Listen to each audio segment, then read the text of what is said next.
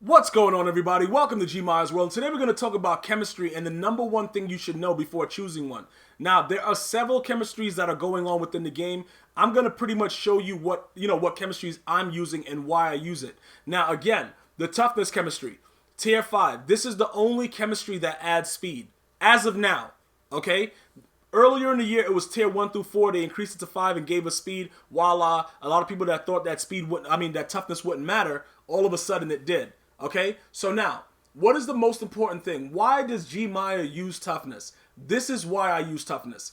These guys, their impact blocks are insane. Now, the impact blocking is very, very key to getting pancakes. All right, so what happens is the more impact block that your players have, the better it is when they make contact. Now, notice what I just said. When they make contact. When is a big, big word because they will literally run away from the people that are in front of them and block no one.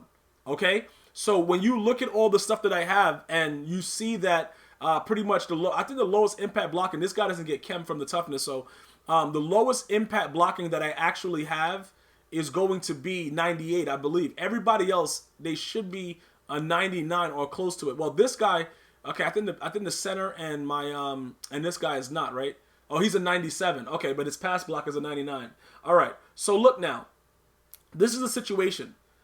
I always wanted all of my O linemen to have that chemistry of toughness simply because I need them to be fast and I need them to have that extra impact block because it helps with everything. I like to run the ball in certain cases, so it makes it a lot easier for me to be able to, successfully do that if the guys that are in front will actually block. Now, I will tell you this about this toughness chemistry, okay? Sometimes they will not block anyone.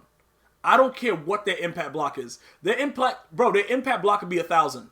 They will run right past the person that's in front of them. And you guys know that. A lot of guys won't say that. They'll make up excuses about it. Oh, yeah, this is why that happened. Oh, you didn't do this. Oh, like, shut up. No, the game is just that type of way. They don't block who's in front of them. So, again, I focus on the toughness chem on my O-line, and I have certain guys that don't have it, like these two, but their go deep contributes to my actual go deep chem with Dante Culpepper. Why do I use go deep? Let's scroll down to go deep, all right?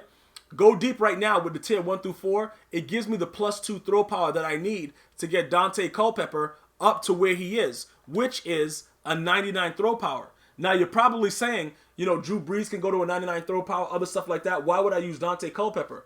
He has decent speed, okay? He has the speed and he has the throw power. And for some reason, EA gave him 88 trucking, but the trucking doesn't work. If you actually try to truck with him, he's going to fumble the ball, even if he's on conservative. Keep that in mind. Conservative doesn't work with the quarterback if he's hit sticked. Once he's hit sticked, all bets are off. All right? He's going to fumble the ball, okay? But the go deep chem is pretty much, obviously you can see with the throw accuracy deep and the throw power, it focuses on those specific traits, which is why I was able to, say, look, I can sacrifice conductor to have a guy with a big arm like Dante Culpepper, okay? So the go deep chems, other than that, when it goes to wide receiver, the only reason that I have Cooks right there is because he contributes to the actual chem to give Dante Culpepper the higher throw power. Go deep literally has nothing to do with, like, I haven't seen any effect. Like, when you see that +2 release, I haven't seen that works. Because let me know if you've tried this yet. You've played against a team that had very, very garbage corners, because like EA will match us up with teams that are like 40 overall when we have like a 96, right? And you'll play against a team that has terrible corners, whatever like that. And they'll press Randy Moss. And Randy Moss will get off the press, but then there'll be a force field in front of him where he'll do like a stutter step, act stupid. Then they'll start to run straight and never be able to leave that corner, right? That's part of the game. It doesn't, unless you get a free release because the corner is off, they're going to always get a force field. Even when you do like a corner blitz, if you do like a corner blitz, they will still make the player act as if he's getting blocked with nobody in front of him. It's very, very, very, very, very, very stupid. But that's part of the game. And we have to learn how to understand and deal with that. Unfortunately for us, we have to see where Madden 19 is going to take us. I really don't like the way it looks. Okay? So those are looking at the go deep and the toughness as far as my offense goes, right? Now when we hop over to defense, physical front is something that I only looked into because I added Ed 2 Tall Jones. Now you can see the +2 block shed, the +2 power, +1 tackle. Those are very, very good, okay, for specific players. Now understand this, right?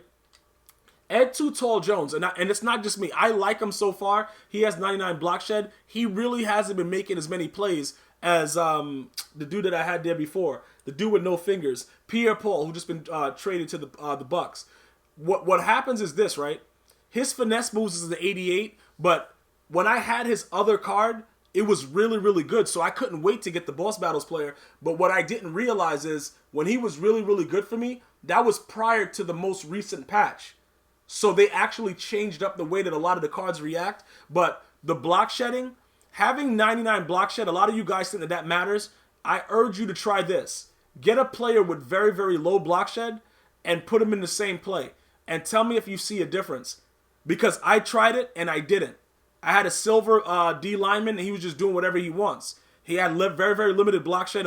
So what I'm trying to say is that in most cases, it won't matter.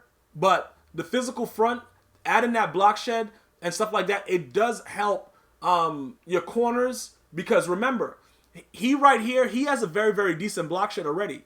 My man Rod Woodson. But it just adds to it. He gets the 82. And then Night Train Lane has an 86. So when dudes run pitch or whatever like that, Rod Woodson and Night Train Lane, even though Night Train Lane doesn't have that chem, they're more geared to stop that more than anything else because they can actually block shed. You know what I'm saying? Like even Night Train has an 83 finesse moves. That's huge.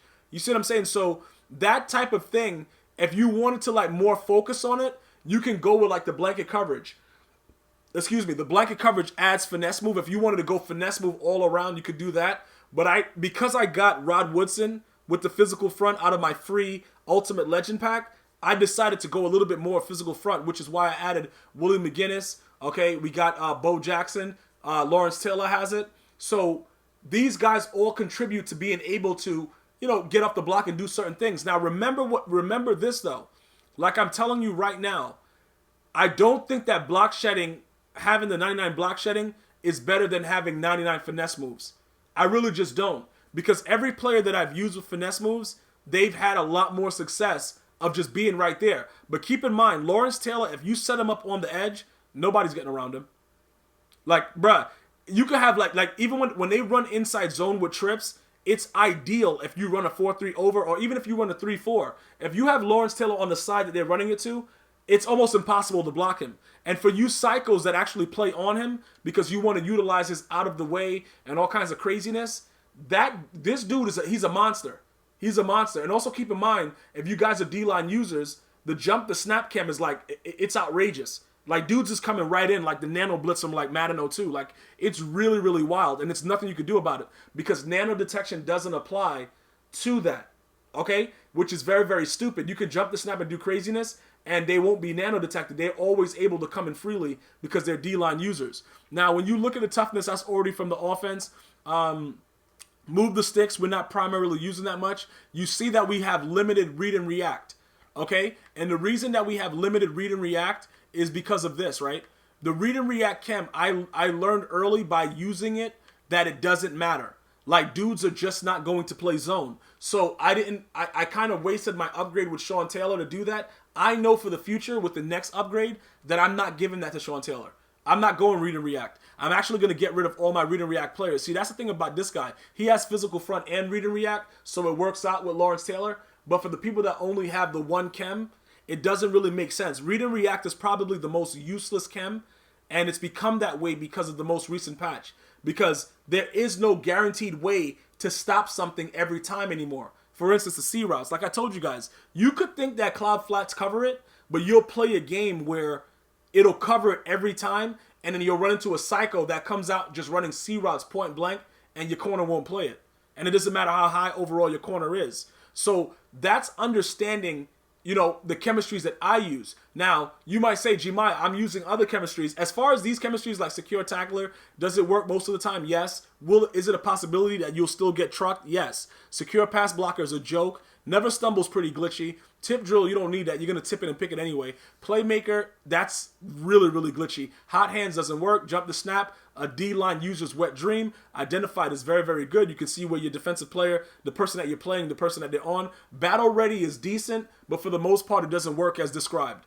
Because you'll do it, and then the guy will still get tackled immediately. And it'll, like he'll do it, and then the guy will latch onto him and still tackle him. It's stupid. All right. Pound the rock, I haven't really focused on a lot, but the run block and stuff like that, you could do that and go with an old line if you just want to run the ball, which a lot of people in Madden 18 do. They just come out and run toss or they run stretch or whatever for the entire game. They might focus on pound the rock. But again, I don't know if that's something that you guys want to do because they're not going to block most of the time anyway.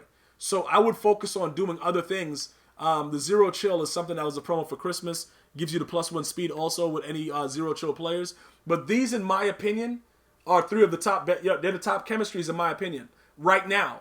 I don't know what's going to happen later, or if EA is going to experiment with our lives and patch the game again to try to help them gear up for Madden 19. I don't know. I can't let you guys know that because I don't know that. So we have to wait to see what happens. But I just wanted to explain to you, what you should know about chemistry. Understand it before you start utilizing one. Because for most of these cards, especially the Ultimate Legends, you get to pick your chemistry. So pick and choose wisely. I want to thank you guys and girls for watching. Hopefully this was informative. Let's go with a video view goal of 10,000 views. I'm going to see you guys and girls next time. GmiasWorld. One love.